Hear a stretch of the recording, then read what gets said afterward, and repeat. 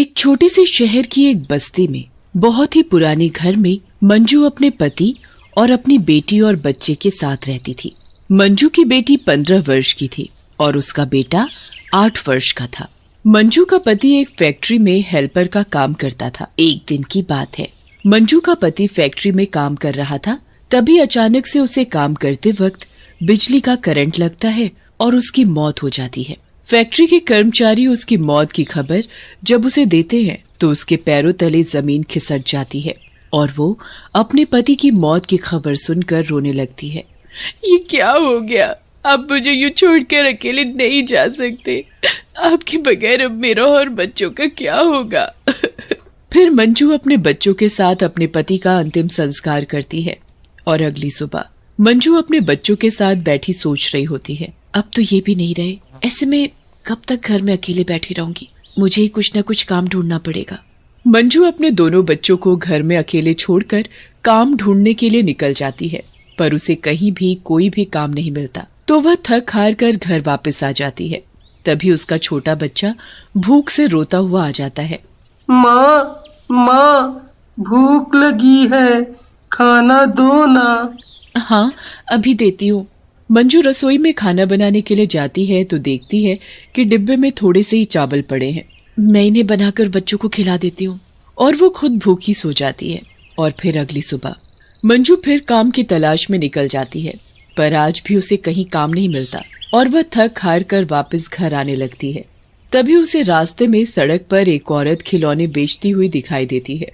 फिर अगले ही दिन से मंजू अपने दोनों बच्चों को घर में रहने के लिए कहती है, देखो मैं पेन बेचने जा रही हूँ, तुम दोनों घर पर ही रहना और कहीं जाना मत।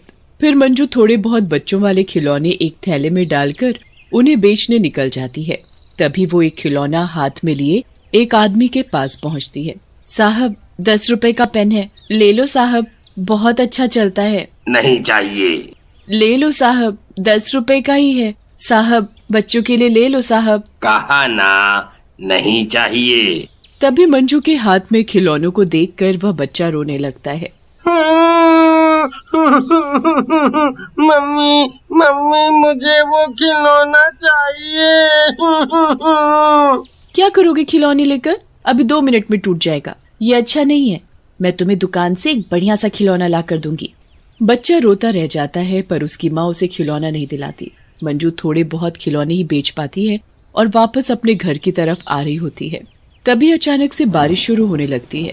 ओहो, इस बारिश को भी अभी आना था। मंजू जैसे तैसे घर पहुंचती है तो देखती है कि उसकी छत से पानी टपक रहा है। मंजू अपनी बेटी रमा से कहती है, रमा जल्दी से भगोना लेकर आ, नहीं तो सारे घर में पानी पानी हो जाएगा। रमा जल्दी से भगोना लाकर मंजू को देती है और वो छत के नीचे लगा देती है जहाँ से पानी टपक रहा था। अब ठीक है, कम से कम इस भगोने में ही छत का पानी गिरेगा। मंजू टकटकी लगाते हुए छत की तरफ देखे जा रही थी। तभी उसका छोटा बेटा उसकी बेटी रमा से उसका हाथ पकड़कर कहता है, दीदी, जब भी बारिश होती है हमारे ही घर की छत से पानी क्यों टपकता है? मेरे भाई, हमारा घर बहुत पुराना हो गया है ना, इसलिए हमारे घर की छत से पानी टपकता है। फिर धीरे धीरे करके पूरी छत से पानी टपकने लगता है। ओह, लगता है बारिश तेज हो गई है। घर की छत से जहाँ से पानी टपक रहा था, मंजू अपने जितने भी बड़े बर्तन थे वो रमा से लगाने के लिए कह देती है। माँ, छत से तो पानी टपकना बंद ही नहीं हो रहा। हम गरीब के नसीब में तो यही लिखा है। उस दिन मंजू और उसके बच्चों की पूरी रात छत से पानी टपकते हुए ही निकल जाती है और वो पूरी रात छत से टपकते हुए पानी के नीचे बर्तन लगाते हुए ही सुबह हो जाती है। तभी रमा देखती है कि उसकी माँ को तेज बुखार है। माँ, आपको तो बहुत तेज बुखार है। रमा अपनी माँ को घर पर ही आराम करने के लिए कहती है और खुद खिलौने बेचने निकल जाती है। खिलौने ले लो, खिलौने, सिर्फ 10 रुपए में खिलौने, ले लो खिलौने। रमा को खिलौने बेचते बेचते शाम हो जाती है, पर उसका कोई भी खिलौना नहीं खरीदता और वह उदास हो जाती है और वापस अपने घर की तरफ आने लगती है। एक भी खिलौना नहीं बिका, माँ को भी तेज बुखार है, मैं माँ की दवाई कहाँ से ला कर दूंगी? भाई भी भूखा होगा। ये सब सोचते सोचते रमा रोने लगती है। उसे पता ही नहीं होता कि वो कब सड़क के बीचों बीच आ गई है। तभी सामने से एक तेज रफ्तार से दौड़ती हुई गाड़ी आती है और जैसे ही वो रमा को टक्कर मारने वाली होती है, उसे एक चुड़ैल उसका हाथ खींचकर बचा लेती है। देखकर नहीं चल सकती क्या? अभी मर जाती तो। चुड़ैल।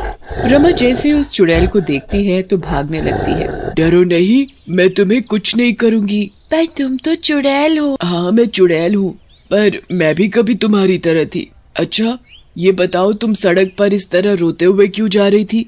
माँ को बहुत तेज बुखार है और घर में कुछ भी खाने के लिए नहीं है। मैं ये खिलौने बेचने निकली थी, पर किसी ने भी मेरा कोई खिलौना नहीं खरीदा। आपका बहुत बहुत धन्यवाद मुझे बचाने के लिए। अगर आपने मुझे बचाया नहीं होता तो मेरी माँ और मेरे भाई का क्या होता। ये कहते कहते रमा रोने लगती है। गरीब आदमियों के साथ ऐसा ही होता है। तुम चुड़ैल कैसे बन गई और यहाँ क्या कर रही हो? मैं भी कभी तुम्हारे ही जैसी थी। मैं अपने परिवार के साथ रहती थी। हम बहुत ही पुराने घर में रहते थे, जिसकी छत से अक्सर बरसात में पानी टपकता रहता था। फिर एक दिन अचानक बहुत तेज बारिश हुई और हमारे घर की छत मेरे पूरे परिवार पर गिर पड़ी, जिसकी वजह से मेरा पूरा परिवार मारा गया और मैं एक चुड़ैल बन गई। और तब से मैं ऐसे ही बिना घर के सड़कों पर घूमती रहती हूँ। आज से तुम मेरी बहन हो और तुम्हें मेरे साथ मेरे घर चलना पड़ेगा, और आज से तुम मेरे साथ मेरे घर में ही रहोगी। घर जाने की बात से चुड़ैल की आंखों में आंसू आ जाते हैं और वो चुड़ैल रमा को देखकर रोने लगती है। तुमने मुझे अपनी बहन माना और तुम मुझे अपने घर ले जाना चाहती हो। फिर चुड़ैल अपना रूप बदल लेती है और रमा के साथ उसके घर चली जाती है। रमा बताती है कि उसने उसे मरने से बचाया है। बेटा तेरा बहुत बहुत धन्यवाद जो तूने मेरी बच्ची को मरने से बचा लिया। रात बहुत हो चुकी है, अब तुम दोनों सो जाओ। फिर रमा, उसकी माँ, चुड़ैल और उसका छोटा भाई सभी सो जाते हैं। तभी अचानक से बारिश होने लगती है और उनकी छत से पानी टपकने लगता है और जैसे ही एक बूंद चुड़ैल के मुंह पर गिरती है तो उसकी नींद खुल जाती है और उसे अपना घर याद आ जाता है। तभी रमा के ऊपर भी छत से पानी की बूंदें टपकने लगती हैं, जिसकी वजह से उसकी भी आंख खुल जाती है। इस बरसात को भी अभी आना था। छत से पानी टपकने की वजह से रमा की माँ और उसके भाई की भी आंख खुल जाती है और वो घर में रखे बर्तन छत के नीचे लगाने लगती है, जिससे कि छत का पानी बर्तनों में गिरे। तुम्हारी छत से भी पानी टपकता है? ऐसे तो ये छत कमजोर हो जाएगी और कभी भी गिर सकती है। हमारे पास इस घर में रहने के अलावा और कोई भी रास्ता भी तो नहीं है। अब चाहे जो भी हो, हमें इसी तरह इस घर में रहना पड़ेगा। चुड़ैल देखती है कि पूरा घर बर्तन लेकर छत से टपकते हुए पानी के नीचे लगा रहा है।